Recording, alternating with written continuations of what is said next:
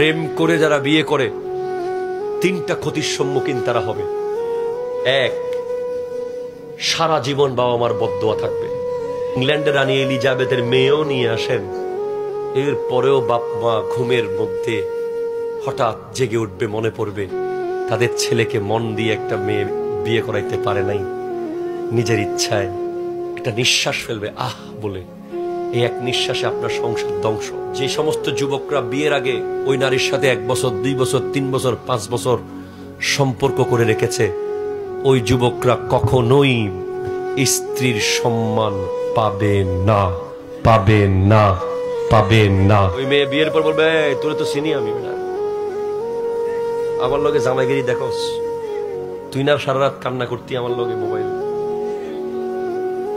তোরে টাকা নিতে আমার বাপের পকেট থেকে চুরি করে টাকা আনি দিয়েছিলাম তোরে না। কথা কন ঠিক কিনা বলেন? বিবির সম্মান পাবেন না। 3, সবচেয়ে মারাত্মক কি জানেন? প্লিজ আপনার পরিবার ভবিষ্যৎ প্রজন্মকে যে কেউ বলবে এই তোর বাপ মা তো বেটা নিজের ইচ্ছায় বিয়ে করছে, তোর বাপ মা তো প্রেম করে বিয়ে করছে, পালিয়ে বিয়ে করছে, বাপ মারের সমাজের অবাধ্য করে করছে, এই একটা কথা যদি বলে আপনার ছেলে মেয়েকে, তারা আর কখনোই ওই সিচুয়েশন ফেরত আনতে পারবে? লজ্জা পেয়ে চলে যাবে।